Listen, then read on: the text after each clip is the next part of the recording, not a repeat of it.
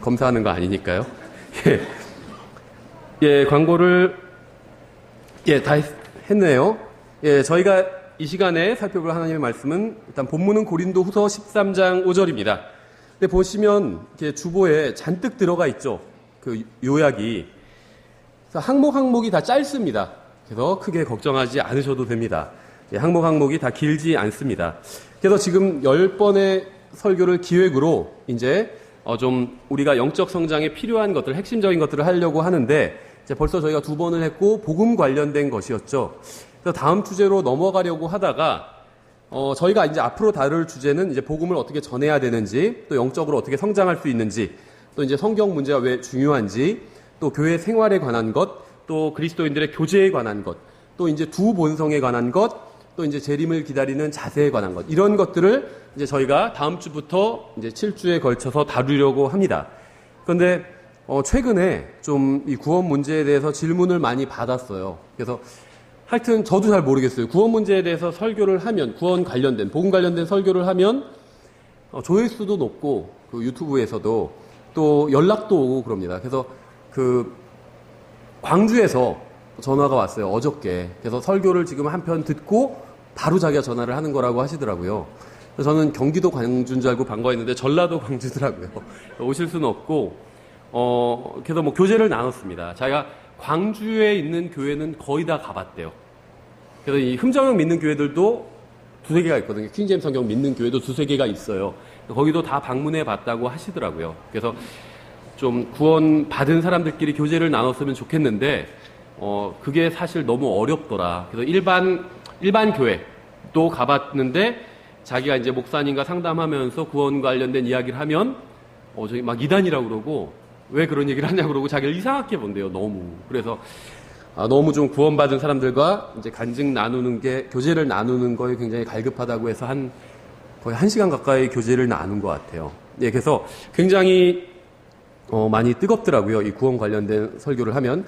근데 이제 몇몇 분들이 좀 질문을 해 주신 것들이 있어서 저희가 이제 그것을 좀 다뤄보려고 합니다. 먼저 본문은 고린도후서 13장 5절입니다. 고린도후서 13장 5절. 고린도후서 13장 5절.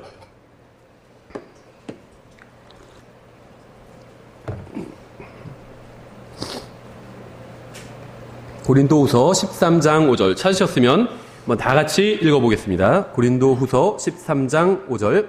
자, 시작. 너희가 믿음 안에 있는지 너희 자신을 살펴보고 너희 자신을 입증하라.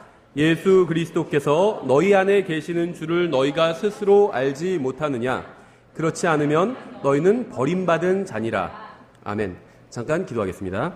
하나님 아버지, 주님의 말씀의 빛을 저희들의 마음속에 비춰주셔서 저희가 혹여라도 잘못 알고 있는 것이 있다면 저희 눈을 뜨게 해주시고 또 저희가 진리를 바르게 알 수 있도록 좀 도와주시기 원합니다.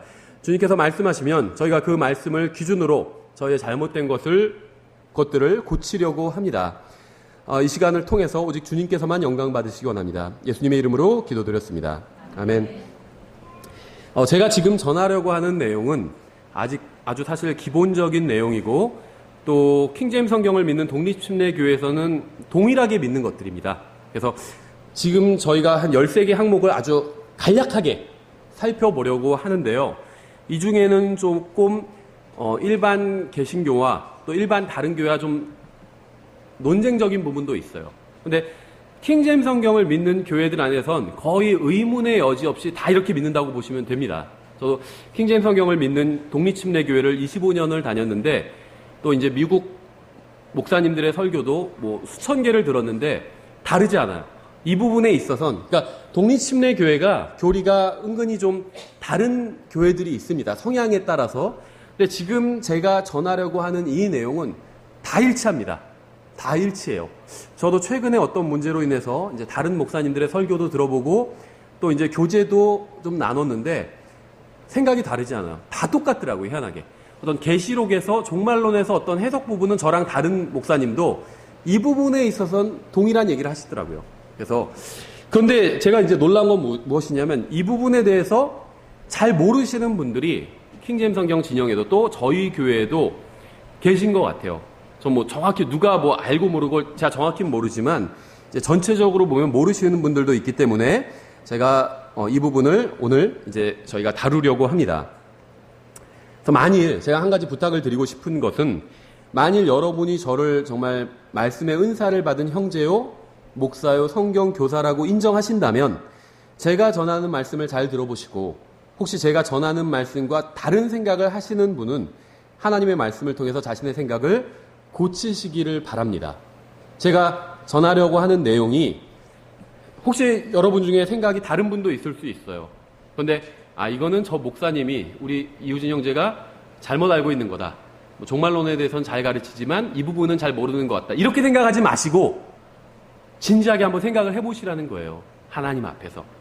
제가 이제 하나님 말씀도 제시할 테니까 한번 들어보시고 사실 하나님의 말씀이 떨어지면 하나님의 말씀을 믿는 바른 태도는 그냥 믿는 겁니다. 내 생각을 접어두고 내가 그동안 10년, 20년, 30년, 40년, 50년 동안 생각해오고 믿어온 것이라 할지라도 성경과 다르다면 그 생각을 접어버리는 거예요. 그게 하나님 앞에서 바른 태도입니다. 성경에서 말씀하시는 믿음은 항상 하나님의 말씀을 믿는 것을 의미합니다. 아무리 바르게 보인다 할지라도 또 건전해 보인다 할지라도 그것이 하나님의 말씀과 다르다면 그것을 믿는 것은 믿음이 아닙니다. 불신이에요, 오히려. 하나님의 말씀을 믿는 것만이 성경에서 말씀하시는 믿음입니다. 아무리 그럴듯하고 오랫동안 믿어오던 것이라 할지라도 성경이 말씀하시는 것과 다르다면 그것은 잘못된 것을 믿은 것이고 하나님의 말씀을 믿지 않은 것입니다. 그러니까 하나님의 말씀을 믿지 않는다면 아무리 내가 옳다고 생각하는 것을 믿는다 해도 그것은 믿음이 아닌 불신이에요. 저는 오늘 이곳에 계신 모든 분들이 자신의 믿음을 누군가의 교리나 자신의 신념이나 고집에 두지 말고 하나님의 말씀에 두고 그 말씀의 뿌리를 내리기를 원합니다. 그래서 여러분의 생각과 하나님의 말씀을 한번 비교해 보시고 서로 다르다면 하나님의 말씀을 고치려고 하거나 거부하지 말고 자신의 생각을 고치시기 바랍니다. 그래서 이 시간이 계기가 되었으면 좋겠어요. 저도 여태까지 예수님을 믿고 거의 30년 가까이 신앙생활을 하면서 여러 번에 걸쳐서 계기가 있었고 제 생각을 완전히 바꾼 적이 있었습니다. 제가 옳다고 믿었고 또 제가 너무나도 존경하는 어떤 목사님이 가르치시는 것이고 옳게 보였고 그래서 저는 옳다고 믿는 교리들이 있었는데 하나님의 말씀을 누군가 저에게 제시를 했고 그 말씀을 내 믿음과 비교해 보니까 제 믿음이 잘못된 거였어요. 제가 믿고 있는 교리가 잘못된 것이어서 다 버리고 정리를 한 적이 몇 번에 걸쳐 있었습니다. 그래서 혹시라도 오늘 설교에 걸림이 되는 분이 있다면 자신의 믿음이 정말 맞는지 왜 저 형제가 저런 설교를 할까? 정말 하나님께서 분당 침례교회를 인도해 주시고 이우진 형제를 단위에 하나님 말씀을 전하는 사람으로 세우셨다고 믿는다면 인정하신다면 한번 깊이 생각해 보시기 바라요. 자신의 생각과 오늘 제가 전하는 이 말씀이 다르다면 한번 점검해 보시기 바랍니다. 먼저 저희가 이제 기본적인 이야기를 하면서 이제 관련된 이야기로 13가지 계속해서 넘어가도록 하겠습니다. 성경이 말씀하시는 구원은 무엇인가? 성경이 말씀하시는 구원은 기본적으로 혼이 죄와 지옥으로부터 구원받는 겁니다.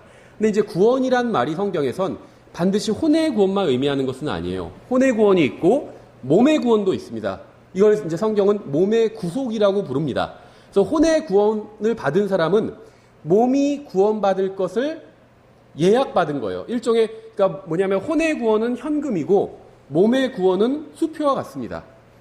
수표가 지급력이 크죠. 은행에서 발행한 수표들은 사실 현금이 아니거든요. 근데 이 수표는 그리고 유효기간이, 수표가 유효기간이 있어요. 저도 지금 제 기억이 맞나 모르겠는데, 유효기간이 10일이에요, 10일. 굉장히 짧죠. 근데 10일 발행한 지 10일 넘어간 수표도 사용해도 됩니다. 왜 사용해도 될까요? 유효기간이 지났는데.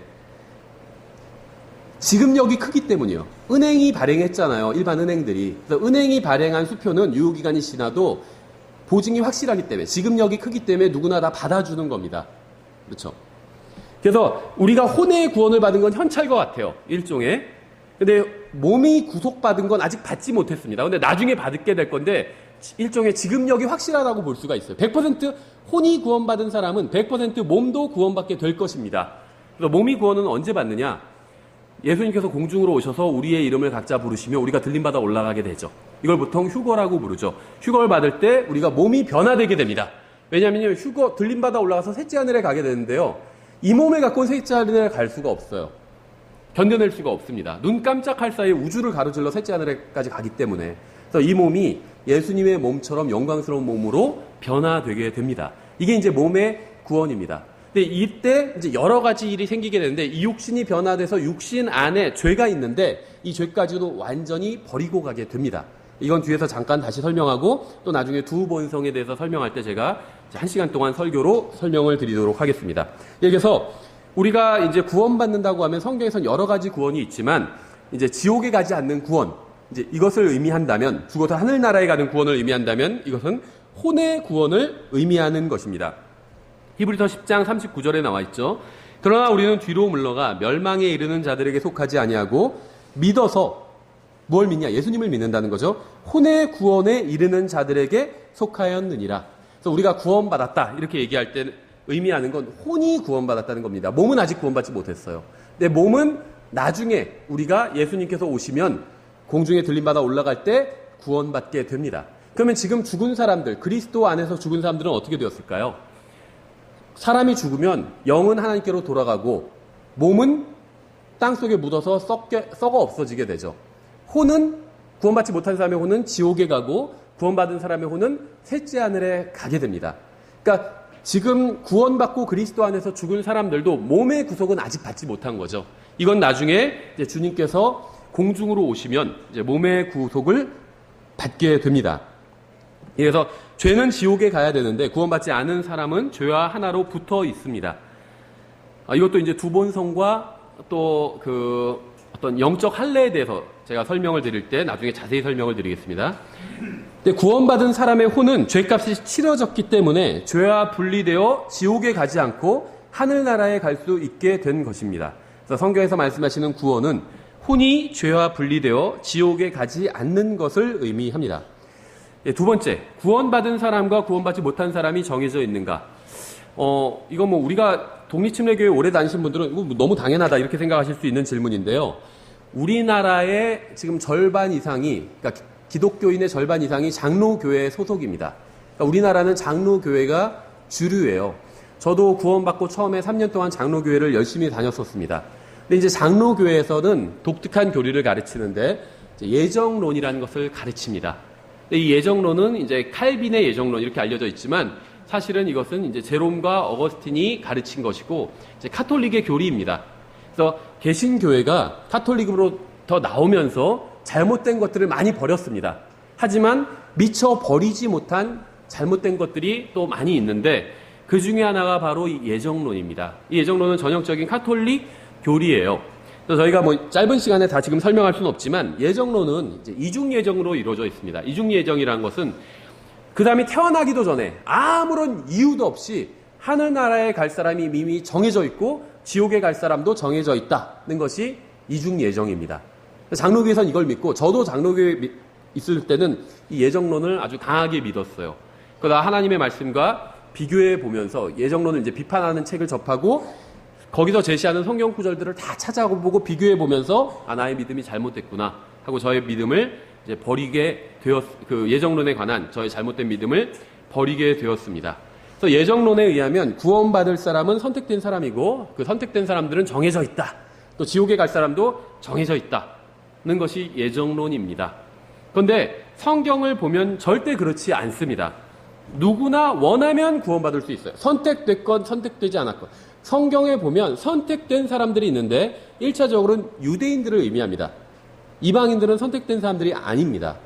그래서 성경에 의하면 근데 이제 그 유대인들이 선택된 건 또 죽어서 지옥에 가느냐 아니냐 이 문제도 관련이 없습니다. 이 문제도 관련이 없어요. 그건 이제 저희가 계시록 강의에서도 이제 오늘도 다루고 나중에도 또 다루게 되는데 이제 이스라엘의 회복과 관련된 문제입니다. 그래서 성경에 의하면 죽어서 하늘나라에 가거나 지옥에 가는 것은 누구나 선택에 의해서 갈 수 있게 된다는 거예요. 너무나도 많이 있어요. 관련 구절이. 대표적인 것만 뽑아봤는데 예를 들면 로마서 10장 13절에서 누구든지 이게 무엇을 의미할까요? 말 그대로 누구든지예요. 누구든지 주의 이름을 부르는 자는 구원을 받으리라. 선택되었건 선택되지 않았건 상관없어요. 누구든지. 선택된 자는 유대인이라고 말씀드렸잖아요. 유대인도 주님의 이름을 부르면 구원을 받고 이방인도 주님의 이름을 부르면 구원받습니다. 왜냐하면 누구든지 주님의 이름을 부르면 구원받을 수 있기 때문에.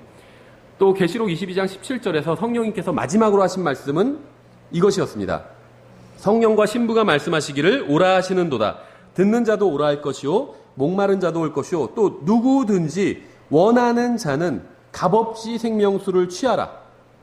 누구든지 구원받을 수 있는데 어떤 누구든지냐면 원하는 자는, 단서가 있어요. 원하는 사람.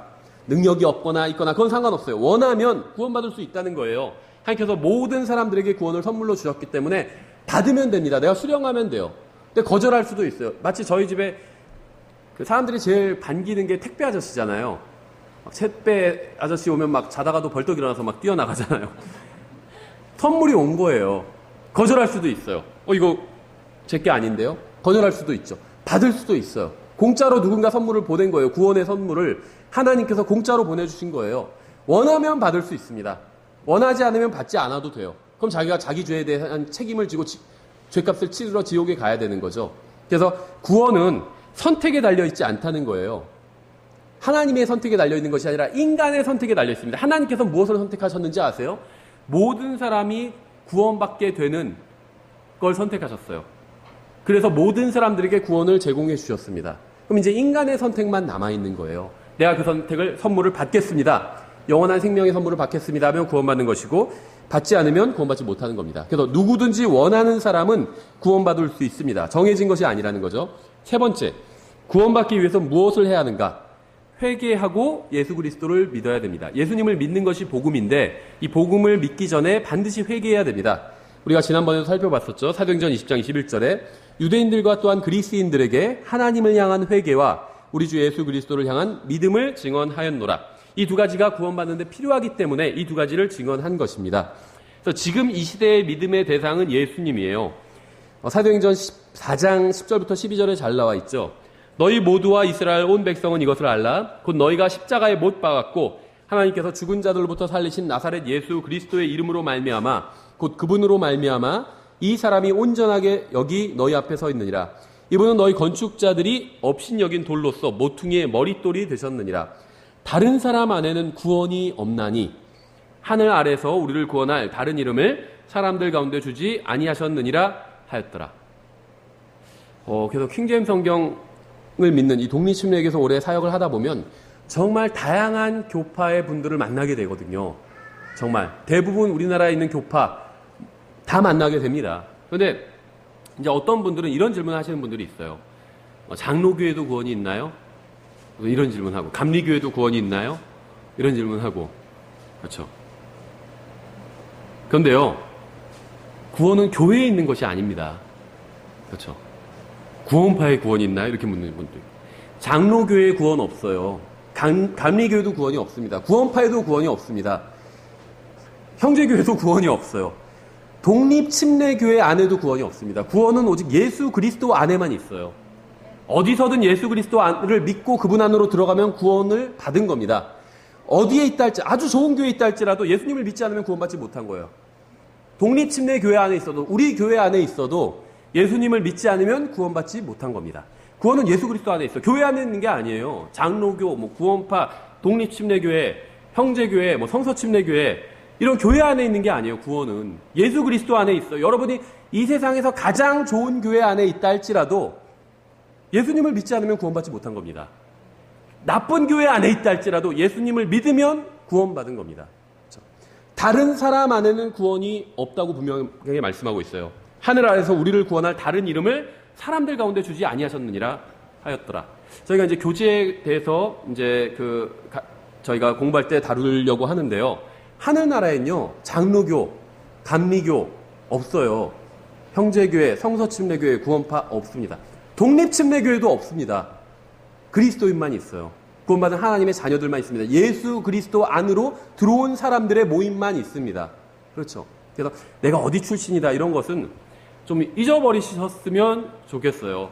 그건 그렇게 중요하지 않습니다. 저희는 어디 출신이라고 해서 더 대우해 주지도 않고 어디 출신이라고 해서 더 무시하지도 않습니다. 그건 의미가 없어요. 예수 그리스도 안에 있으면 형제입니다. 예수 그리스도 밖에 있으면 형제가 아닌 거예요. 그렇죠. 예수님이 자신을 구원할 수 있는 유일한 구원자라고 시인하면 구원받을 수 있습니다. 로마서 10장 9절부터 10절에 있죠.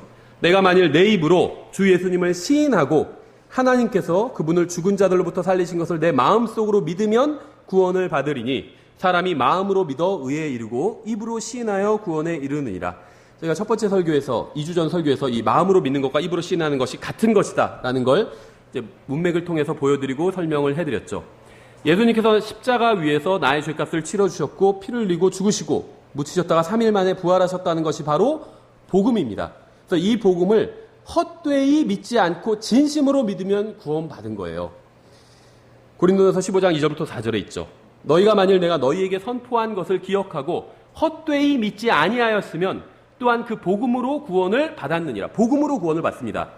내가 또한 받은 것을 무엇보다 먼저 너희에게 전하였노니 그것은 복음은 곧 성경 기록대로 그리스도께서 우리의 죄들로 인하여 죽으시고 묻히셨다가 성경 기록대로 셋째 날에 다시 살아나시고 이렇게 말씀하고 있죠.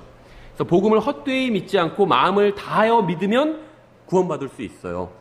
사도행전 8장 35절부터 37절에 이에 빌립이 입을 열어 바로 그 성경 기록에서부터 시작하여 그에게 예수님을 선포하니라. 그들이 계속해서 길을 가다가 어떤 물에 이름에 내시가 이르되 보라 여기에 물이 있으니 무엇이 내가 침례받는 것을 방해하려. 구원받은 사람만 침례받을 수 있죠. 하며 빌립이 이르되 만일 그대가 마음을 다하여 믿으면 받을 수 있나라. 마음을 다하여 뭘 믿어요? 예수님을 믿으면 받을 수 있다는 거예요. 하니 그가 응답하여 이르되 예수 그리스도께서 하나님의 아들이심을 내가 믿노라 하니라. 구원받은 사람의 간증으로 충분합니다. 이것이면 예수 그리스도께서 하나님의 아들이심을 내가 믿노라. 그러면 그 다음 구원받은 사람이요. 바로 침례를 줬죠. 근데 다만 마음을 다해서 믿어야 돼요. 이렇게 믿지 않고 그냥 입으로만 말하는 것은 아무런 의미가 없습니다. 그래서 구원받기 위해서는 무엇을 해야 되는가? 회개하고 예수 그리스도께서 나를 구원할 수 있는 유일한 구원자라는 십자가 대속을 통해서 나의 죄값을 모두 갚아주셨다는 사실을 믿으면 구원을 받습니다. 행위로는 구원받을 수 있을까요? 절대 그럴 수 없다 이렇게 생각하신다면 여러분은 그동안 괜찮은 교회 다니신 거예요. 그런데 왜 이런 말씀을 드리냐면 정확한 통계로 잡을 수는 없지만 우리나라 교회의 절반 이상은 행위로 구원받을 수 있다고 가르칩니다. 그렇게 가르쳐요. 행위로 구원받을 수 있는 방법은 성경에 의하면 전혀 없습니다. 구약과 신약 전체에 걸쳐서 전혀 없어요. 왜 그런 줄 아세요? 어떤 분들은 저도 과거에 이제 그렇게 믿었었어요. 킹제임스 성경을 믿는 분 중에 어떤 분들은 이제 잘못된 믿음을 갖고 있는데 이제 이 시대에 구원받는 방법에 대해서 이 복음에 대해서는 다 일치합니다. 예수 그리스도를 믿고 구원받는다고 가르쳐요. 믿음을 통해 은혜로 구원받는다고 가르치는데 구약 시대와 한란 시대에는 믿음 플러스 행위로 구원받는다 이렇게 가르치는 분들이 있지만 성경에 의하면 사실이 아니고 우리가 이제 그 오후 성경 공부 시간에 공부할 내용에도 이제 그 내용이 나오는데요. 좀 자세히 나옵니다. 구약 성경 구절들이. 그런데 구약 성경 어디에서도 믿음 플러스 행위로 구원받는다는 말씀은 없습니다. 잘 생각해 보세요. 조금만 생각해 보면 그러한 주장이 비성경적이라는 걸 알 수가 있어요. 어떻게 알 수 있냐면 예를 들면 제가 방금 고린도전서 15장 2절부터 4절을 인용했죠. 여기서 성경 기록대로 그리스도께서 우리의 죄들로 인해서 죽으시고 묻히시고 부활하셨다. 이걸 믿으면 된다. 이렇게 말씀하고 있죠. 이게 복음이에요. 우리의 죄들로 인해서 그리스도께서 십자가에서 죽으시고 묻히시고 부활하신 것. 이게 복음인데 이 복음은 성경 기록대로라는 거예요. 그렇죠. 누가 지어낸 것이 아니라. 근데 여기서 말하는 성경이 무슨 성경일까요? 1번 에베소서, 2번 로마서, 3번 구약 성경. 뭘까요? 우리가 생각할 땐 복음이라고 하면 에베소서나 로마서를 생각하잖아요. 근데 고린도전서 15장에서 말씀하고 있는 성경 기록대로 이 복음을 믿으면 된다고 할 때 이 성경 기록은 에베소서나 로마서가 아닙니다. 왜 그러냐 하면 바울이 지금 고린도전서 기록할 당시에는 고린도전서는 신약 성경에서 기록 연대가 좀 빠른 편이거든요. 에베소 로마서가 아직 없을 때예요. 확실히. 신약 성경이 없을 때예요. 그렇기 때문에 여기서 말하는 성경은 구약 성경을 의미하는 겁니다. 여기서 복음을 설명하고 있어요. 은혜의 복음을. 그런데 구약 성경을 인용하면서 이 성경 기록대로 예수님께서 죽으시고 묻히시고 부활하셨다. 이게 구약 성경에 다 나와 있거든요.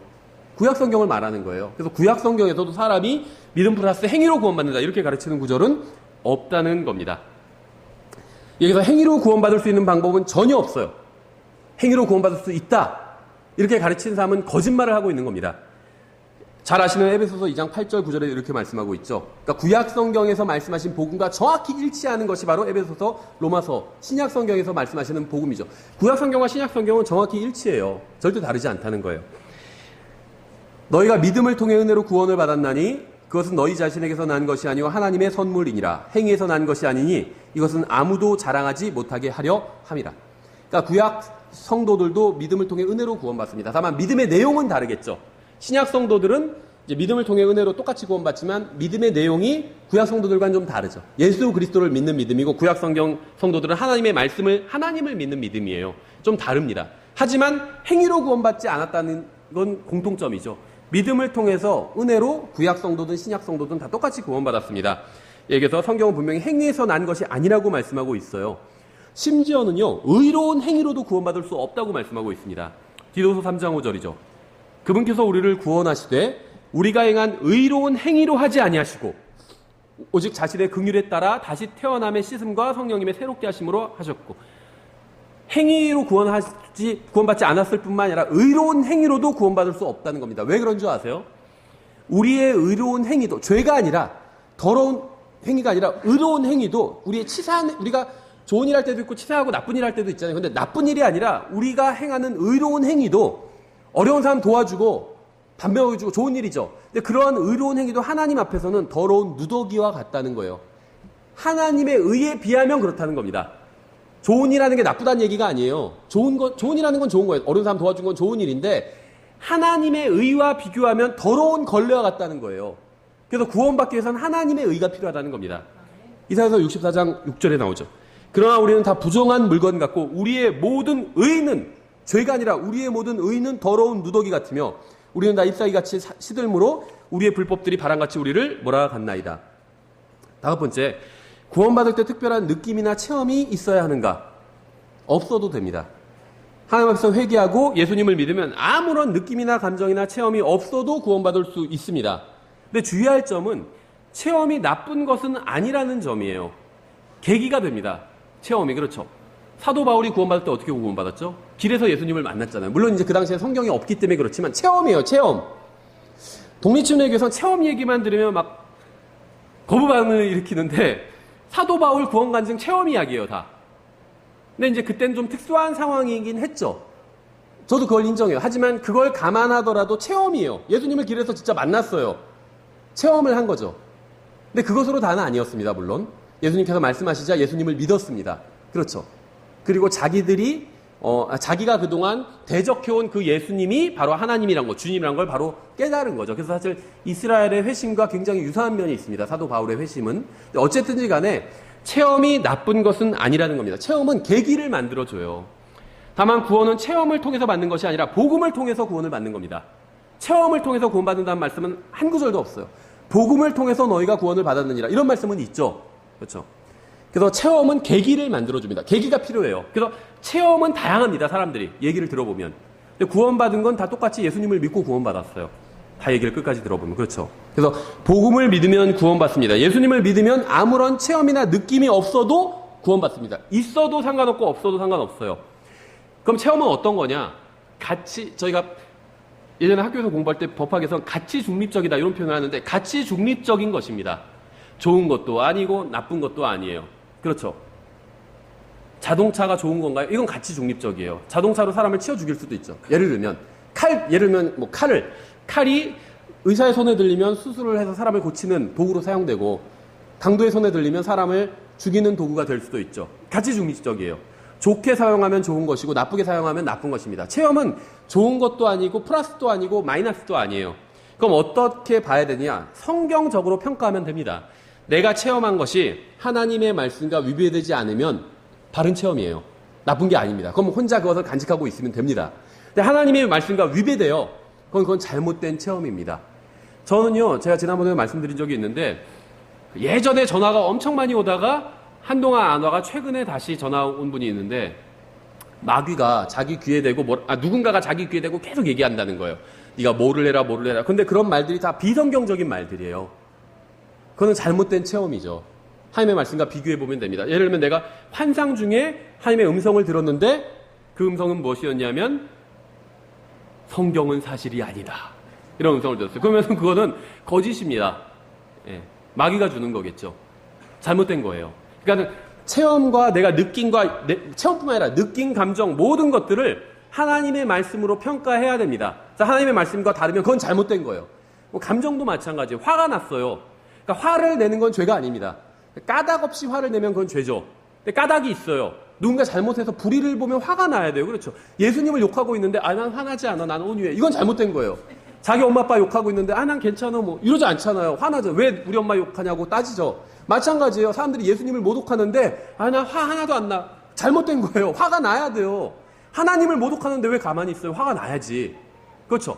예를 들면 집안에서 누가 아이가 잘못을 했어요. 아니면 부인이 남편이 잘못했어요. 그럼 화가 나죠.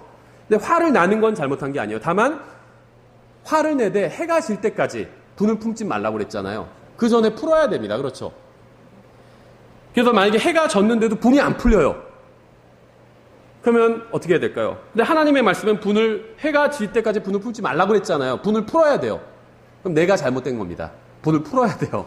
그러니까 하나님의 말씀과 다 감정, 느낌, 체험 모든 것을 하나님의 말씀의 빛에 비춰봐서 다르면 다 잘못된 겁니다. 맞으면 괜찮은 거예요. 그렇게 보시면 됩니다. 그 다음에 복음을 깨달아야 구원받는가? 이것도 많이 질문 받는데 사실은 독립침례교에서는 논의가 되지 않는 부분이에요. 이거는 깨달아야 구원받는 건 아닙니다. 믿어야 구원받아요. 성경은 단 한 번도 깨달아야 구원받는다 이런 말씀이 없어요. 믿어야 구원받는다고 말씀하고 있습니다. 근데 오해하지 마세요. 깨닫는 것이 나쁜 것이 아닙니다. 전 나쁘다는 얘기가 아니에요. 좋은 거예요. 좋은 거예요. 깨닫는 것은. 하나님의 말씀을 깨달아야 됩니다. 좋은 겁니다. 하지만 구원받기 위해서는 믿기만 하면 됩니다. 깨닫지 못해도. 성경에선 깨달아야 구원받는다면 성경에 그렇게 말씀하셨을 거예요. 단 한 구절도 없어요. 요한복음은 매장마다 믿음에 대해서 말씀하고 있어요. 로마서 믿음에 대해서 말씀하고 있습니다. 단 한 번도 깨달아야 구원받는다는 말씀이 없습니다. 믿어야 구원받는다고 말씀하고 있어요. 불뱀에게 물린 이스라엘 백성은 놋뱀을 쳐다보면 살았죠. 하나님의 말씀이 그런 말씀이었죠. 놋뱀을 보면 어떻게 살 수 있는지 깨닫지 못해도 의학적으로 설명할 수 있어요? 인간의 이성으로 깨달을 수 있나요? 깨닫지 못해도 보면 살 수 있다는 말씀을 믿고 쳐다보면 살 수 있는 거예요. 하나님께 회개하고 예수 그리스도를 믿으면 구원받습니다. 하나님에 관해서 깨닫고 나서 회개한 후에 예수 그리스도의 대속에 관한 모든 교리를 다 깨닫고 나서 구원받는 게 아니라는 거예요. 예수 그리스도의 대속이 어떻게 작용하는 2000년 전에 유대인이 하나님이 유대인의 몸으로 오셔서 십자가에서 죽으셨어요. 그런데 제 죄값을 치른 거래요. 이게 어떤 관련이 있나요?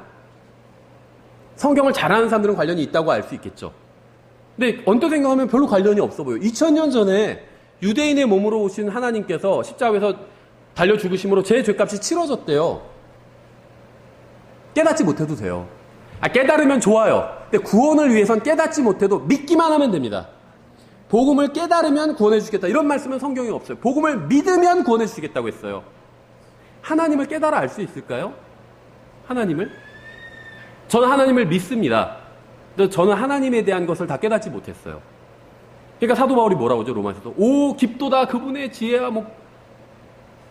그게 무슨 말인가요? 모르겠다는 거예요. 하나님에 대해서. 너무 깊어서. 깨닫지 못하지만 믿을 수는 있어요. 하나님을. 저는 하나님께서 저의 인생을 어떻게 인도해 주실지 깨닫지 못합니다. 아직도. 제가 생각하는 것과는 너무 달라요. 인도해 주시는 게.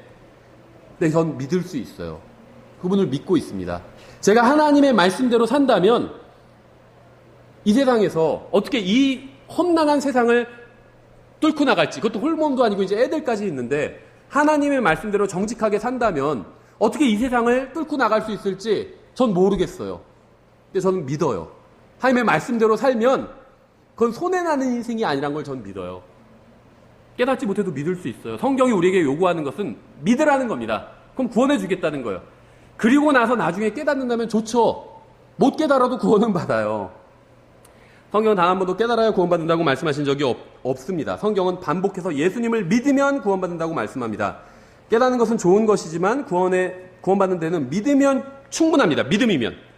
하나님을 믿는 것과 하나님에 대해 깨닫는 것은 다릅니다. 하나님에 대해 깨닫지 못해도 믿으면 됩니다. 예수님에 대해 깨닫지 못해도 예수님을 믿으면 구원받을 수 있어요. 십자가를 잘 깨닫지 못해도 십자가를 믿으면 구원받을 수 있어요. 비행기가 어떻게 작동하는지 깨닫지 못해도 비행기를 타면 하늘을 날아서 빠르게 목적지에 도착할 수 있다는 믿음을 가지고 있으면 비행기를 타는 것과 같습니다. 저는 공학적 마인드가 제로거든요. 그래도 비행기 타면요 갈 수 있다고. 어떻게 비행기가 뜨는지 이해 못해요. 깨닫지도 못했어요. 하지만 비행기가 뜬다는 건 믿어요. 그거면 된다는 거예요. 예수 그리스도의 십자가가 어떤 메커니즘으로 우리의 죄를 다 깨끗이 씻어내고 사해주고 어떤 작용을 하는지 깨달으면 좋죠. 나쁘다는 게 아니에요. 근데 깨닫지 못해도 믿으면 구원은 충분하다는 겁니다. 믿음으로. 이게 성경이 말씀하고 있는 거예요. 그렇죠. 자신이 구원받은 것을 어떻게 아는가? 기록된 하나님의 말씀을 통해서 알 수 있습니다. 이것 외에는 구원을 알 수도 없고 확신할 수도 없어요. 사도행전 20장 21절 여러 번 인용했죠. 하나님 유대인들과 또한 그리스인들에게 하나님을 향한 회개와 우리 주 예수 그리스도를 향한 믿음을 증언하였노라. 기록된 말씀 그대로 하나님을 향해서 회개하고 예수 그리스도를 내가 믿었으면 구원받은 거예요. 누가 뭐라고 할지라도. 요한복음 1장 12절에 그분을 받아들인 자들 곧 그분의 이름을 믿는 자들에겐 이름이 뭐죠? 예수라는 이름이잖아요. 또 주라는 이름이잖아요. 그렇죠.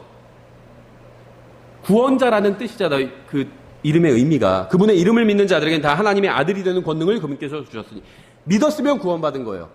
전 누가 저에게 뭐라고 그래도 형님 당신 구원받지 않은 것 같은데 이런 사람도 있어요. 심지어는 제가 어떤 교회를 다니다가 그 교회를 떠났다는 이유로 그 교회 목사님이 저를 구원받지도 않은 사람이라고 하시더라고요. 벨리알의 자식이라고 그러고 자기네 교회 떠났다는 이유로. 근데 저는요 의심하지 않아요. 제가 믿었기 때문에 예수 그리스도를 믿었기 때문에 누가 저에 대해서 뭐라고 해도 저는 저의 구원을 의심하지 않습니다. 하나님의 말씀이 이렇게 되어 있기 때문에. 그렇죠. 믿는 것은 받아들이는 겁니다. 예수님을 믿는다는 것은 예수님이 나의 죄값을 십자가 위에서 갚아주신 나를 구원할 수 있는 유일한 구원자라고 받아들이는 거예요. 기록된 말씀대로 이렇게 믿었다면 구원받은 겁니다. 예수님을 믿었으면 영원한 생명을 얻은 거예요. 이것은 누구든지 그를 믿는 자는 멸망하지 않고 영원한 생명을 얻게 하려 함이니라. 하나님께서 세상을 이처럼 사랑하사 자신의 독생자를 주셨으니 이것은 누구든지 그를 믿는 자는 멸망하지 않고 영존하는 생명을 얻게 하려 하심이라. 아들을 믿는 자에게는 영존하는 생명이 있고 아들을 믿지 않는 자는 생명을 보지 못하며 도리어 하나님의 진노가 그 위에 머물러 있느니라. 여러분 예수님을 믿으시나요? 나를 구원하실 수 있는 유일한 구원자라고 믿으시나요? 진실하게 마음을 다해서 그렇게 믿었다면 구원받은 거예요. 누가 뭐라 할지라도. 성경이 그렇게 말씀하고 있잖아요. 그래서 자기의 구원은 알아요. 내가 구원받았는지 구원받지 못했는지. 믿었으면 구원받은 겁니다. 진심으로 믿지 않고 그냥 말로만 했으면 구원받지 않은 겁니다. 근데 다른 사람의 구원은 몰라요. 왜냐하면 그 사람의 마음을 알 수 없기 때문에. 하나님만이 아시죠. 하나님만이 마음을 아시기 때문에. 그렇죠. 그래서 예수 그리스도를 믿는다는 것은 그분의 십자가 대속을 믿는 것입니다.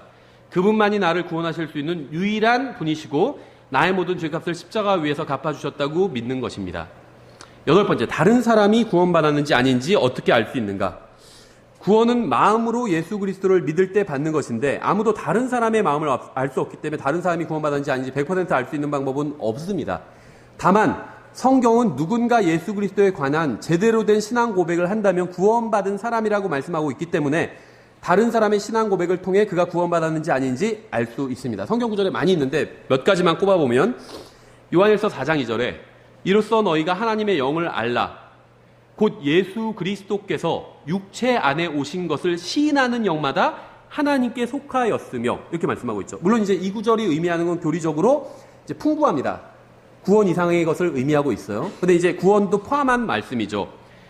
또 요한일서 4장 3절 예수 그리스도께서 육체 안에 오신 것을 시인하지 아니하는 영마다 하나님께 속하지 아니하였나니 이것은 적그리스도의 그 영이니라.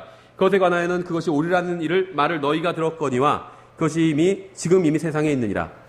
요한일서 4장 15절 예수님께서 하나님의 아들이심을 시인할 자가 누구든지 하나님께서 그 안에 거하시고 그도 예수님 안에 거하느니라. 예수님께서 하나님의 아들임을 시인하는 사람은 하나님께서 그 안에 거하시고 그 사람도 하나님 안에 거한대요. 이것보다 더 확실한 게 있나요? 예수님께서 육신을 입고 오신 하나님이라고 시인하는 사람은 하나님에 속한 사람, 구원받은 사람이라는 의미예요. 아, 저 사람이 예수님이 육신을 입고 오신 하나님이라고 시인하지만 하나님께 속한 것 같지는 않아. 그건 자기 생각이에요. 성경 어디서 그렇게 말씀하고 있어요? 시인한 걸 예수님께서 하나님의 아들이심을 시인하는 자는 하나님께서 그 안에 거하시고 그도 하나님 안에 있다고 분명히 말씀하고 있잖아요. 그렇죠? 왜냐하면 이러한 신앙 고백은 하나님께서 계시해 주지 않으시면 아무도 할 수 없게 됩니다. 믿지 않는 사람이 예수님이 유일한 구원자가 되십니다. 이런 고백을 할 수가 없다는 거예요. 마태복음 16장에 나온 베드로의 고백도 마찬가지죠. 마태복음 16장 15절에 이렇게 되어 있어요. 예수님께서 그들에게 이르시되 그러나 너희는 나를 누구라고 하느냐 하시니 시몬 베드로가 대답하여 이르되 주는 그리스도시요 살아계신 하나님의 아들이시니이다. 하매 예수님께서 그에게 응답하여 이르시되 바요나 시몬아 내가 복이 있도다. 그것을 내게 계시한 이는 살과 피가 아니요 하늘에 계신 내 아버지이시니라. 이러한 신앙 고백을 하는 것을 하나님께서 알려주셨기 때문이고 하나님께서 그 사람 안에서 역사하시기 때문이에요. 내가 죄인이라고 생각하는 이유가 뭔지 아세요? 하나님께서 제 안에서 역사하셨기 때문이에요. 제가 예수 그리스도께서 하나님이라고 인류의 유일한 구원자가 되시는 분이라고 나의 모든 죄값을 십자가에서 갚아주시는 분이라고 고백할 수 있는 이유가 뭔지 아세요? 제가 똑똑하기 때문이 아니에요. 생각해보세요. 저보다 훨씬 똑똑한 사람들 지구상의 전 절반 이상이라고 생각하거든요. 제가 약간 평균 이하기 때문에. 그런데 그 사람들은 많은 사람들이 저보다 훨씬 똑똑한 많은 사람들이 예수님을 부인하고 있습니다. 하나님의 아들이라는 이 사실을 모르고 있어요. 예수님이 유일한 구원자라는 사실을 모르고 있는데 저는 알고 있어요. 똑똑해서가 아니라는 거죠. 구원은 IQ의 문제가 아니에요. 성령님께서 저에게 알려주셨기 때문입니다.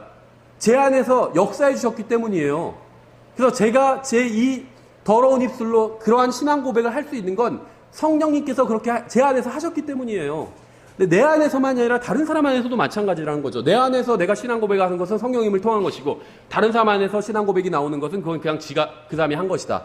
이렇게 생각하는 것은 말도 안 되는 생각인 거예요. 그거는. 그렇죠. 따라서 누군가 예수님을 자신의 유일한 구원자라고 시인한다면 그 사람은 구원받은 사람이라고 여겨야 된다는 겁니다. 여러 번 인용했죠. 고린도전서 12장 3절. 그러므로 내가 너에게 깨닫게 하노니 하나님의 영으로 말미암아 말하는 자는 아무도 예수님을 저주받은 자라 하지 아니하고 또 성령님으로 말미암지 않고서는 아무도 예수님을 주라고 말할 수 없느니라. 주의 이름을 부르면 구원받는다고 했어요. 성령님으로 말미암지 않고는 아무도 예수님을 주라고 할 수 없다고 합니다. 구원받았다는 거예요. 구원받은 하나님의 자녀라는 거예요. 예수님을 시인하는 자마다 하나님께서 그 안에 계시고 그 사람도 하나님 안에 있다고 했잖아요. 시인하면 그 사람은 예수님 믿은 겁니다. 구원받은 거예요. 내가 봤을 때 아직 뭘 모르는 것 같은데 깨닫지 못한 것 같은데 깨닫지 못했지만 예수님을 믿었기 때문에 구원받은 겁니다. 그래서 이런 독립침례교회가 존재하는 거예요. 깨닫지 못한 사람에게 성경 가르쳐줘서 깨닫게 하기 위해서.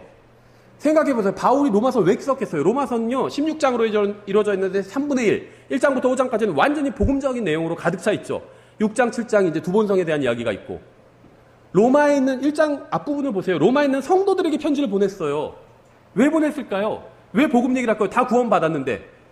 그렇죠. 너희는 이미 구원받았기 때문에 내가 이런 복음에 대해서 이야기하지 않아도 다 이미 알기 때문에 내가 요즘 흔히 하는 말 따라 뭐 자세한 설명은 생략한다. 이럴 수도 있는데 바울이 왜 복음에 대해서 막 자세히 설명하고 예도 막 들고 그것도 아브라함 예도 들고 다윗 예도 들고 왜 그러고 있을까요?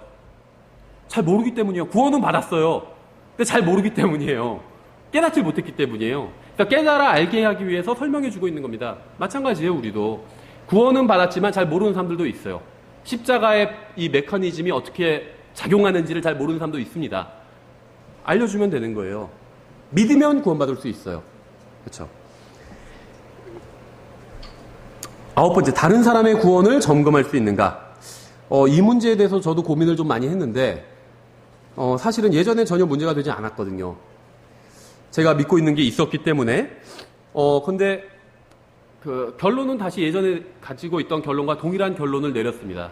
다른 목사님들과도 교제를 나눴는데 독립침례교회 목사님들 다 똑같아요.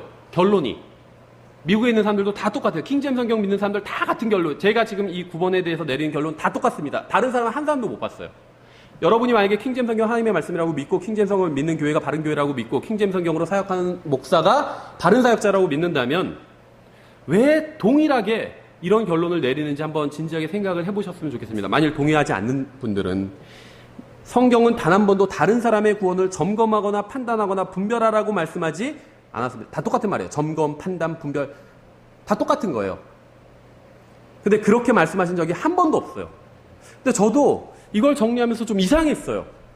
그래서 막 찾아봤습니다. 계속 성경 전체를 막 여러 가지 검색어를 넣고 찾아보고 막 없어요. 생각해보세요. 구원 중요한 문제죠. 다른 사람이 구원받았는지 아닌지 중요한 문제예요. 그렇죠. 먼저 나 자신이 중요하고 그 다음에 다른 사람의 구원도 받았는지 안 받았는지 중요한 문제예요. 저는 중요하다고 생각해요.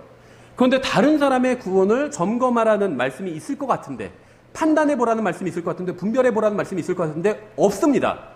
없어요. 뭐 저도 잘 그 이유는 모르겠습니다. 근데 한 가지 분명한 건 알고 있어요. 성경에서 없다면 일단 그걸 할 필요는 없다는 겁니다. 오히려 성경에는요, 반대되는 말씀이 있어요. 제가 그것이 무엇인지 찾아 보여드릴게요. 먼저 그걸 보기 전에 판단에 대해서 성경이 이렇게 말씀하고 있어요. 그런즉 우리가 다시는 서로를 판단하지 말고 도리어 이것 즉 아무도 자기 형제의 길에 걸림돌이나 넘어질 기회를 주지 않을 것을 판단할지라. 성경은요, 판단에 대해서 한번 다 찾아보세요. 사람에 대해서는 판단하지 말라고 말씀하고 있어요. 기본적으로. 그런데 이제 어떤 것에 대해서는 판단하라고 말씀하고 있습니다. 교리, 판단해야 되죠. 그렇죠. 그러니까 서로를 판단하지 말래요. 고린도서 10장 7절에 너희는 겉모습대로 사물을 보느냐? 보기에 그런 것 같은데 그러지 않은 것도 있다는 거죠. 만약 어떤 사람이 자기가 그리스도의 사람이라고 스스로 믿을진데, 그러니까 자기는 구원받은 게 확실하다는 거죠.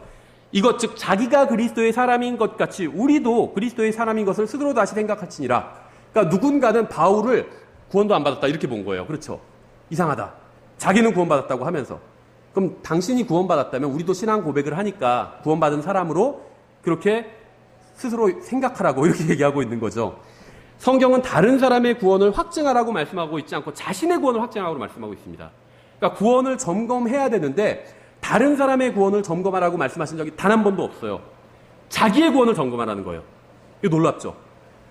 고린도서 13장 5절이요. 너희가 믿음 안에 있는지 너희 자신을 살펴보고, 지금 이게 구원에 대한 문맥이거든요. 너희가 믿음 안에 있는지 너희 자신을 살펴보고 너희 자신을 입증하라. 예수 그리스도께서 너희 안에 계신 줄 너희가 스스로 알지 못하냐? 그렇지 않으면, 예수님이 우리 안에 계시지 않으면 우리는 버림받은 자래요. 로스트인 거죠. 구원받지 못한 사람인 거예요. 자기의 구원을 확증하래요, 스스로. 왜 이렇게 말씀하고 있을까요? 다른 사람의 구원을 확증하라는 말씀은 없습니다. 자기의 구원을 확증하라는 말씀은 있어요. 왜 이럴까요? 하나님께서는요, 불가능한 것을 명령하지 않으시기 때문에. 다른 사람의 구원 그 사람이 받았는지 안 받았는지 어떻게 알 수 있을까요? 그 사람의 마음을 알면 알 수 있는데 마음을 알 수가 없잖아요. 그렇죠? 진심을 다하여 믿었으면 구원받은 건데, 진심을 다해서 믿었는지 가짜로 믿었는지 그걸 몰라요, 우리는. 그래서 다른 사람의 구원은 점검할 수가 없는 겁니다. 확증할 수가 없어요. 그럼 자기의 구원은 확증할 수가 있어요. 내가 진심으로 믿었는지 아닌지. 최근에 저희도 김근식 장로님 침례를 받으셨잖아요. 침례를 저희 교회 오기 전에 아주 오래전에 몇십 년 전에 받으셨거든요. 근데 자기가 자매님이 성경을 이제 알면서 스스로 점검해 보신 거죠. 그러니까 과거에는 내가 구원받지 않은 상태에서, 확실하지 않은 상태에서 침례를 받았기 때문에 다시 침례를 받으신 거예요. 잘하신 겁니다. 스스로 확증할 수 있어요. 다른 사람이 확증해 줄 수가 없어요. 제가 자매님 과거에 구원받지 않으셨던 것 같은데요, 다시 침례 받으세요. 이럴 수가 없다는 겁니다. 자매님이 스스로 확증한 거예요. 그리고 침례를 달라고 하니까 자매님이 그렇게 간증하시니까 과거에 확실하지 않았기 때문에, 구원받고 나서 확실히 침례를 받은 적이 없기 때문에 받겠다 하셨기 때문에 전 그 신앙 고백을 믿고 침례를 준 겁니다. 이게 상식적인 거죠. 다른 사람이 구원받는 것과 관련해서 분별, 판단 이런 단어 성경에서 사용된 적이 한 번도 없습니다. 구원 간증은 서로 나누는 것이지 한 사람이나 다수가 조사관이 돼서 검증하는 것이 절대 아니에요. 할 수도 없습니다. 그렇죠? 구원은 마음을 다하여 예수님을 믿으면 받는 겁니다. 아무도 다른 사람의 마음을 알 수가 없어요. 따라서 아무도 다른 사람이 구원받았는지 받지 않았는지, 혹은 마음을 다해서 믿었는지 거짓으로 믿었는지 알 수 없습니다. 다른 사람이 분명하게 예수 그리스도에 관해서 신앙 고백을 하는데 그 사람이 진실로 믿지 않으면서 말만 그렇게 한다고 주장하는 것은 자칫 그 사람 안에서 일하시는 성령님을 모독하는 일이 될 수 있다는 사실을 반드시 기억하셔야 돼요. 누군가 구원받은 것을 증언하시는 분은 그 사람 안에서 내주하시는 성령님이십니다. 로마서 8장 16절을 말씀하고 있잖아요. 성령께서 친히 우리의 영과 더불어 우리가 하나님의 자녀인 것을 증언하시나니. 고린도서 12장 3절. 그러므로 내가 너희에게 깨닫게 하노니 하나님의 영으로 말미암아 말하는 자는 아무도 예수님을 저주받은 자라 하지 아니하고 또 성령님으로 말미암지 않고서는 아무도 예수님을 주라고 말할 수 없느니라. 그러니까 기록된 그대로입니다. 성령님으로 말미암지 않고서는 아무도 예수님을 주라고 말할 수 없습니다. 이러한 사실을 부인하는 사람은 하나님의 말씀을 믿지 않는 거예요.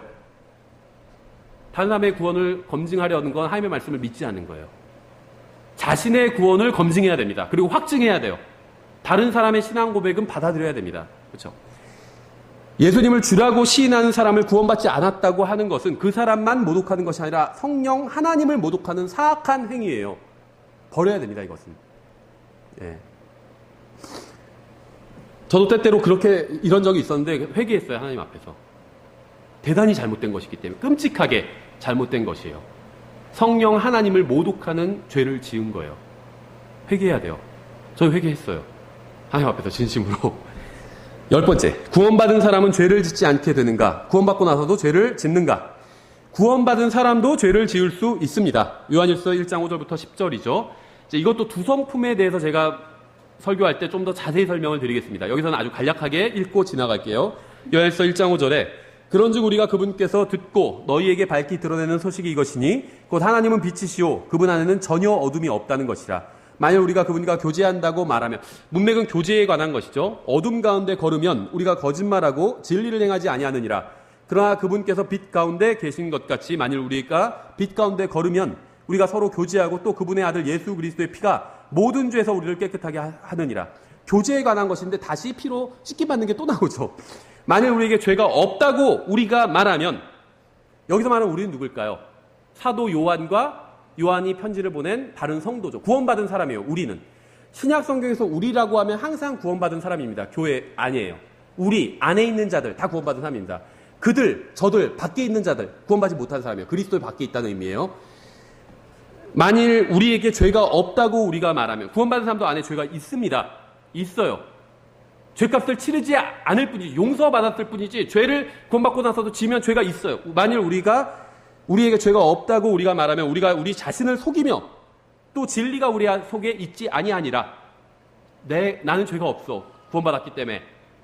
그렇게 말하면 자신을 속이는 것이고 진리가 안에 있지 않대. 그럼 예수님께서 십자가 위에서 뭘 하셨지? 우리 죄를 제거하신 것이 아니니까 죄의 값을 다 치러주신 거예요. 죄를 지었으면 죄가 있어요. 자, 아주 핵심적인 구절을 또 보여드릴게요. 만약 우리가 우리의 죄들을 자백하면, 죄를 지면 자백해야 돼요. 그분께서는 친실하고 의로우사 우리의 죄들을 용서하시며, 구원받은 사람도 죄를 지면 또 죄가 있는 겁니다. 그럼 자백해야 돼요. 그러면 용서하신다는 거예요.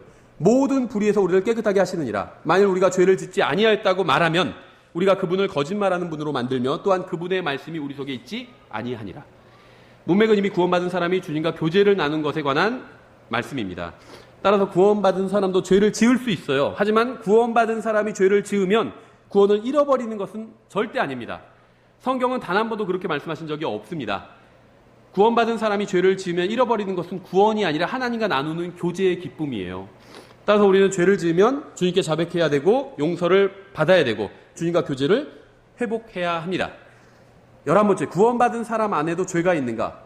당연히 있습니다. 당연히 있어요. 구원받은 사람 안에도 여전히 죄가 있습니다. 왜냐하면 죄의 본성이 그대로 있기 때문이에요. 로마서 7장에 자세히 나옵니다. 두 번성할 때 제가 아주 자세히 설명을 드릴 텐데 여기서 그냥 읽어만 드릴게요. 로마서 7장 14절부터 우리가 알거니와, 여기서 말하는 우리도 구원받은 사람이죠. 바울과 로마에 있는 성도들이에요. 우리가 알거니와 율법은 영적이나 나는 육신적이어서 죄 아래 팔렸도다. 내가 행하는 것을 내가 인정하지 아니하노니 이는 내가 원하는 것 즉 그것은 내가 행하지 아니하고 내가 미워하는 것 즉 그것을 내가 행하기 때문이라. 그런즉 만일 내가 원치 아니하는 것을 내가 행하면 율법이 선하다는 사실에 대해 내가 율법에 동의하노니 그런즉 이제 그것을 행하는 자는 더 이상 내가 아니요. 여기서 말하는 내는 사도 바울이죠. 나는 구원받은 사람이요. 그것은 더 이상 내가 아니요 내 안에 거하는 죄니라. 사도 바울, 구원받은 사도 바울 안에 죄가 있습니다. 영어로 단수로 sin으로 되어 있어요. 이건 사실 죄의 본성을 말하는 것인데 제가 나중에 다시 두 본성에 대해서 설명드릴 때 자세히 설명을 드리겠습니다. 근데 중요한 건 구원받은 사도 바울 안에도 죄가 있습니다. 그렇죠. 내 안에 곧 내 육신 안에 선한 것이 거하지 않느냐는 줄을 내가 아노니 원함은 내게 있으나 선한 그것을 어떻게 행할지는 내가 찾지 못하노라. 이는 내가 원하는 선은 내가 행하지 아니하고 도리어 내가 원치 아니하는 악을 곧 그것을 내가 행하기 때문이라. 이제 내가 원치 아니하는 것을 내가 행하면 그것을 행하는 자는 더 이상 내가 아니요 내 안에 거하는 죄니라. 죄가 그냥 스쳐 지나갈 뿐만 아니라 내 안에 거하고 있대요. 살고 있는 거예요. 그 죄래요. 내 안에 죄가 있어요. 구원받은 사람 안에도 죄가 있습니다. 죄를 지으면 누구나 구원받았든지 구원받지 못했든지 누구나 죄의 종입니다. 12번째, 회개하고 예수님을 믿고 구원받은 사람이 죄를 지으면 다시 회개해야 하는가? 다시 회개해야 됩니다. 단 한 번만 회개하면 더 이상 회개할 필요가 없다. 이렇게 생각하는 분들도 있습니다. 그런데 회개해야 돼요. 죄를 지을 때마다. 성경 뭐라고 말씀하고 있냐면 누가복음 17장 3절에 너희는 스스로 주의하라. 만일 내 형제가 내게 범법하거든 그를 꾸짖고 그가 회개하거든 그를 용서하라. 용서는 회개가 전제가 되어 있어요. 죄를 지으면 회개해야 됩니다. 하나님께 죄를 지면 하나님께 회개해야 되고 다른 사람에게 죄를 지면 다른 사람에게 회개해야 됩니다. 그가 만일 하루에 7번 내게 범법하고 하루에 7번 내게 다시 돌아와 이르기를 내가 회개하노라 하거든 너는 그를 용서하라 하시니라. 그의 회개가 진짜인지 검증해봐라 이렇게 말씀하신 적이 없죠. 그건 왜냐하면 그 사람의 마음에 속한 일이기 때문에 회개하노라 하면 그냥 용서하래요. 그렇죠. 사람 마음을 알 수 없기 때문에. 하나님은 마음을 아시니까 이제 넌 진짜 회개야, 넌 가짜 회개야 이렇게 하실 수 있겠죠. 사람은 할 수가 없어요. 마음을 모르기 때문에. 사도들이 주께 이르되 우리의 믿음을 증대시켜 주소서 하니, 성경은 죄를 지을 때마다 회개하라고 말씀합니다. 구원받아도 마찬가지예요. 성경은 한 번도 단 한 번만 회개하면 평생 회개할 필요가 없다고 말씀하신 적이 없습니다. 오히려 하루에 7번 죄를 지으면 7번 회개하라고 말씀하고 있어요. 심지어는요, 70번씩 7번, 490번 죄를 지으면 490번 회개하라고 말씀하고 있어요. 그렇죠? 죄를 지으면 그때마다 회개해야 됩니다. 죄를 지으면 언제나 회개해야 돼요. 구원받은 사람이 죄를 지었다고 해서 구원을 잃어버리는 것은 아니지만, 회개하지 않으면 앞서 말한 것처럼 주님과 나누는 교제의 기쁨을 잃어버리게 됩니다. 따라서 구원받은 사람이라 해도 죄를 지으면 다시 회개해야 됩니다. 요한일서 1장 9절이죠. 만약 우리가 우리의 죄들을 자백하면 그분께서는 신실하시고 의로사 우리의 죄들을 용서하시며 모든 불의에서 우리를 깨끗하게 하시느니라. 우리는 구원받은 사람이에요. 근데 회개하지 않으면, 죄를 지어놓고 회개하지 않으면 죄들이 용서받지 못한 상태로 있다는 거예요. 구원은 받았지만, 그렇죠. 그거 깨끗하지 못한 상태로 있다는 겁니다. 구원은 받았지만. 두 번 성에 관한 이야기예요. 제가 나중에 자세히 설명드릴게요. 마지막으로 13번째, 구원을 잃어버릴 수도 있는가? 이것도요, 우리나라 기독교계의 절반 이상은 구원 잃어버릴 수 있다고 믿습니다. 그리고 오히려 구원을 잃어버릴 수 없다고 믿으면 이단이라고 막 정죄하는 분들도 있더라고요. 한 번 구원받은 사람은 결코 구원을 잃어버릴 수가 없습니다. 너무 많아요. 구원 잃어버릴 수 없다는 근거 구절은 너무 많아요. 아주 극히 일부분만, 몇 구절만 보겠습니다, 이 시간에. 구원은 출생이에요. 한 번 출생한 사람의 출생을 무효화시킬 수 있는 방법은 전혀 없습니다. 죽일 수는 있겠죠. 근데 출생을 무효화할 수는 없다는 거예요. 태어났지만 보니까 너무 아니야, 그래서 그냥 안 태어난 걸로 하자, 이럴 수는 없다는 겁니다. 그게 생명의 특징이에요. 예수님께서 그에게 응답하여 이르시되 진실로 진실로 내가 내게 이르노니 사람이 다시 태어나지 아니하면 하나님의 왕국을 볼 수 없느니라 하시니라. 거듭남에 대해서 말씀하고 있죠. 베드로전서 1장 23절 너희가 다시 태어난 것은 썩을 씨에서 난 것이 아니요 썩지 아니할 씨에서 난 것이니 살아있고 영원히 관한 하나님의 말씀으로 된 것이니라. 구원받은 사람은 다시 태어났습니다. 한 번 태어나면 이것을 되돌릴 수가 없어요. 구원받은 사람은 다시 태어난 것으로 쳐준다는 게 아니라 실제로 다시 태어났어요. 새로운 생명이. 이걸 되돌릴 수 있는 방법이 없습니다. 나쁜 짓을 하면 안 되죠. 근데 그리스도인도 구원받고 나서 나쁜 짓 하는 사람들이 있어. 남의 거 훔치고 거짓말하고 험담하고 교만하고. 하지만 그렇다고 해서 구원을 취소할 수 있는 방법은 없다는 거예요. 행위로 구원받지 않았기 때문에 어떤 행위를 한다고 해서 구원을 잃어버리지도 않습니다. 너희가 믿음을 통해 은혜로 구원을 받았나니 그것은 너희 자신에게서 난 것이 아니요 하나님의 선물이니라. 행위에서 난 것이 아니니 이것은 아무도 자랑하지 못하게 하려 함이라. 행위로 구원받지 않았어요. 선행을 통해서도 구원받지 않았습니다. 그래서 행위로, 어떤 행위를 했다고 해서 구원받지 않았기 때문에 어떤 행위를 했다고 해서 구원을 잃어버리지도 않는다는 거죠. 그럼 이제 이런 얘기를 하죠. 믿고 구원받았으니까 만약에 믿음을 취소하면, 믿지 않으면 지금 구원을 잃어버릴 수 있지 않는가? 그렇지 않아요. 믿고 구원받았다가 더 이상 믿지 않거나 믿음을 부인하면 구원을 잃어버린다고 생각하는 사람도 있습니다. 하지만 그렇지 않습니다. 내가 태어났지만 난 태어난 게 아니야. 태어나지 않았다고 믿는다고 해서 바뀌는 게 아니죠. 디모데후서 2장 13절 이렇게 말씀하고 있어요. 우리가 믿지 아니하여도 하나님의 말씀을 믿지 않아요. 그분은 항상 신실하시니, 신실하다는 건 faithful, 믿음으로 가득하다는 거. 우리는 믿음이 없어요. 믿지 않을 때. 하나님은 믿음이 항상 가득하세요. 그분은 자신을 부인하실 수 없느니라. 예수님을 믿으면 성령께서 우리 안에 들어와 계시죠. 예수님이 영을 통해서, 성령님을 통해서 내 안에 들어와 계신 거예요. 근데 내가 예수님을 부인해요. 그럼 내가 나중에 하나님 앞에 서게 됐을 때 하나님이 내 안에 계신 예수님을 보고 자신을 부인하실 수가 없는 거예요. 그렇죠. 우리는 믿지 않아도 우리 안에 계신 분은 신실하신 분, 믿음으로 가득 차신 분입니다. 하나님은 우리 안에 계신 성령님을 부인하실 수가 없어요. 저는 부인해요. 성령님 내 안에 계시지 않아요. 필요 없어요. 해도 하나님은 내 안에 성령님이 계시다는 사실을 부인하실 수가 없다는 거예요. 우리는 주님과 연합해서 한 영이 되었습니다. 고린도전서 6장 17절에 나오죠. 주님과 연합해서 한 영이 되었어요. 이미 한 몸이 되었어요. 머리가 예수님이에요, 이제는. 그래서 예수님께서 우리를 보시면 머리가 예수님이에요. 하나님께서 우리를 보시면 머리가 자신의 아들이에요. 우리가 믿지 않아도 부인하실 수가 없는 거예요. 아들이 되었다는 사실을. 머리가 예수님이기 때문에. 그렇죠. 또 주님의 몸이 되었기 때문에 구원을 잃어버릴 수도 없고 주님께서는 자신과 하나가 된 우리를 부인하실 수가 없습니다. 아무리 우리가 못난 짓을 해도 몸은 예수님의 몸이 되었어요. 부인하실 수가 없는 거예요. 주님께서 우리를 단번에 영원히 구속하셨습니다.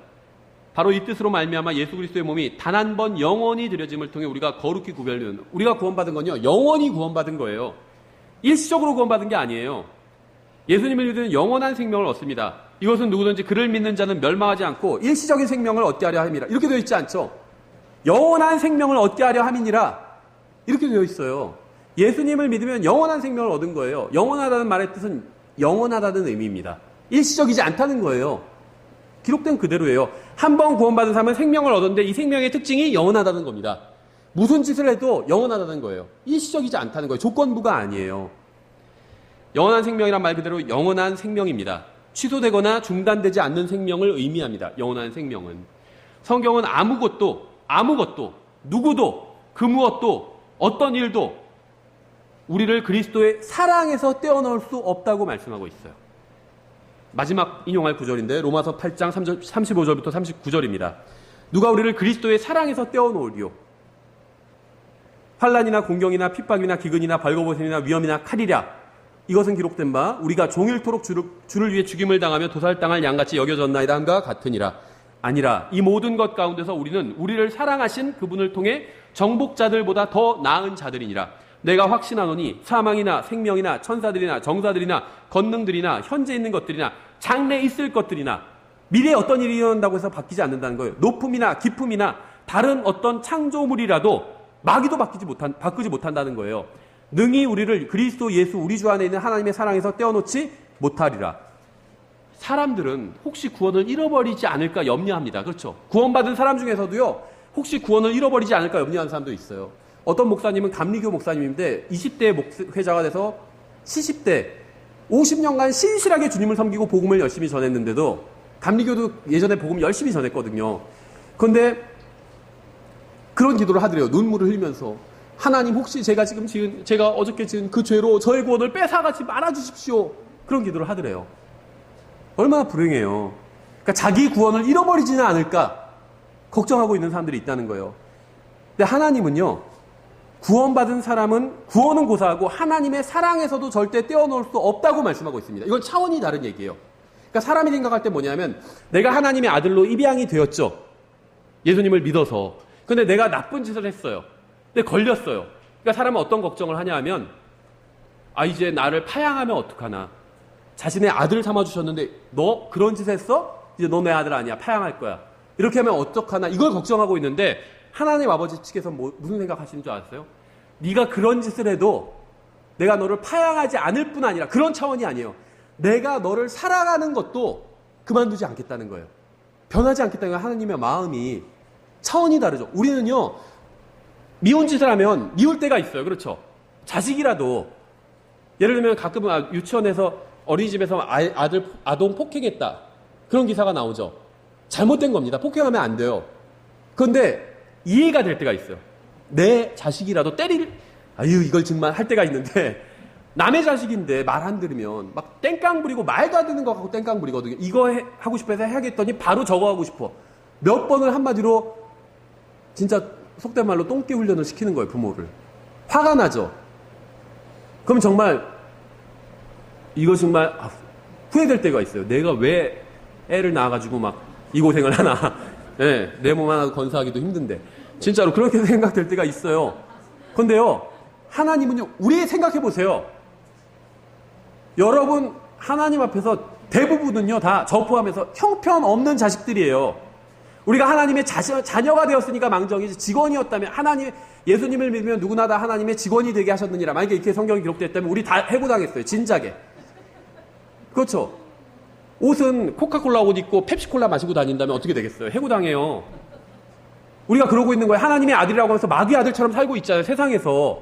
하나님을 섬긴다고 하면, 하나님 믿는다고 하면서 재물을 믿으면서 살고 있잖아요. 생각해보세요. 하나님이 계셔서 든든해요? 아니면은 은행에 잔고가 많으면 든든해요? 지갑에 돈이 많으면 든든해요? 솔직히 다른 게 만몬을 믿는 게 아니에요. 하나님으로 인해서 든든한 게 아니라, 돈이 있어서 든든하다면 그럼 만몬을 섬기고 있는 거예요. 하나님의 자녀답게 살지 못하고 있어요. 대부분의 그리스도인, 저 포함해서. 그래서 이렇게 모이는 거예요. 리마인드 시키는 것이고, 여러분 엉터리로 사셨죠? 다시 하나님 앞으로 돌아오세요. 이걸 하기 위해서 설교로 모이는 거거든요. 다른 게 아니에요. 근데 하나님은 우리가 그렇게 소위 말하면 개판 치면서 엉망으로 살아도 우리를 향한 사랑이 전혀 변하지 않았다는 거예요. 안심하셔도 돼요. 여러분에게 무슨 일이 일어난다 할지라도 하나님께서 여러분이 구원받은 하나님의 자녀라면 하나님께서 여러분을 생각하시는 그 마음이 한 번도 변한 적이 없다는 거예요. 그대로 사랑하신다는 거예요. 죄를 지어도 된다는 게 아닙니다. 근데 죄를 지어도 하나님께서 여러분을 미워하지 않으신다는 거예요. 왠 줄 아세요? 사랑이기 때문에. 고슴도치도 자기 자식은 이뻐 보인다고 하잖아요. 사랑하시기 때문이에요. 하나님께서. 그게 변하지 않는다고. 제가 성경을 썼으면요, 누가 우리를 그리스도의 구원에서 떼어놓을 수 있으리야, 이렇게 썼을 겁니다. 그럼 구원의 영원한 보장, 확실한 구절이 되죠. 그 무엇도 하나님의 구원에서 우리를 떼어놓지 못하리라, 이렇게 썼을 것 같아요. 저는. 하나님의 생각은 저의 생각과 달랐어요. 차원이 달라요. 구원이 아니라 사랑에서 떼어놓지 못하리라는 거예요. 우리가 무슨 짓을 하고 우리에게 무슨 일이 일어나도 우리가 안 좋은 일이 일어나면 그렇게 생각할 때가 있죠. 하나님께서 혹시 날 사랑하지 않으시는 거 아닌가? 아니에요. 여러분이 구원받은 하나님의 자녀라면 하나님이 여러분이 안 좋은 일을 당했다, 여러분의 집에 불이 나고 여러분이 교통사고를 당했어도 하나님께서는 여전히 여러분을 사랑하고 계십니다. 여러분이 죽어서 하나님을 만나게 되면 다 이해하게 될 거예요. 설명 듣지 않아도. 하나님 왜 저를 사랑하신다며 저희 집에 불 나게 하셨어요? 왜 막지 않으셨어요? 이렇게 묻지 않을 거예요. 아무도. 하나님을 만나면요, 즉시 깨닫게 될 겁니다. 아, 그건 아무것도 아니었구나. 하나님은 정말 나를 사랑하셨구나. 근데 나는 나만을 위해서 살았구나. 이걸 깨닫게 될 거예요. 우리는요, 구원을 잃어버리지 않을 뿐 아니라 하나님의 사랑도 잃어버리지 않습니다. 하나님의 호의도 무슨 일이 일어나도 잃어버리지 않아요. 이게 영적 성장의 출발점입니다. 무슨 일이 일어나도 나에게 어떤 상황이 처해 있어도 하나님은 결코 나를 사랑하시는 자신의 마음을 바꾸신 적이 없다는 걸 아는 이 지점이 영적 성장의 출발점이에요. 여러분이 구원받았다면 여러분은 하나님의 사랑받는 자녀가 되었습니다. 여러분이 구원받았다면 여러분은 여러분이 생각하는 것 이상으로 하나님의 사랑을 받고 있습니다. 여러분이 처한 환경이나 상황으로 인해서 속지 마세요. 여러분이 구원받았다면 여러분이 어떤 환경에 처해 있다 할지라도 하나님께서 여러분을 사랑하신다는 사실은 변하지 않습니다. 이 세상에 있는 그 무엇도 한 번 구원받아 하나님의 자녀가 된 사람을 하나님의 구원은 당연하고 하나님의 사랑에서도 끊을 수 없습니다. 오늘 저는 구원에 관한 중요한 사실들을 질문과 답변의 형식으로 엮어서 여러분에게 간략하게 전했습니다. 비록 간략하게 전했지만 모두 성경적으로 분명히 드러난 것들이에요. 여러분, 오늘 제가 선포한 하나님의 말씀을 믿으시나요? 네. 만약 지금까지 여러분이 생각해온 것이나 알고 있던 것과 하나님의 말씀이 다르다면 하나님의 말씀을 부인하거나 왜곡하거나 바꾸려고 하지 말고, 여러분을 정당화하려 하지 말고 여러분의 생각과 마음을 바꾸시기 바랍니다. 하나님께서 자신의 말씀을 믿는 모든 사람의 마음에 확신과 평안과 기쁨과 능력을 주시기 원합니다. 기도하겠습니다. 하나님 아버지, 오늘 저희가 또 주님께서 저희에게 주신 이 말씀을 저희가 진심으로 받아들여서 저희 가운데 잘못된 것들을 고칠 수 있도록 도와주시기 원합니다. 단순히 하나님의 말씀을 아는 것에서 그치지 않고 이 말씀에 따라 저희의 오류와 잘못된 것들을 고치어서 주님 앞에서 고침받는 그런 사람이 되기를 원합니다. 주님의 말씀을 믿을 수 있는 용기와 담대함과 또 진실함을 저에게 허락해 주시기 원합니다. 예수님의 이름으로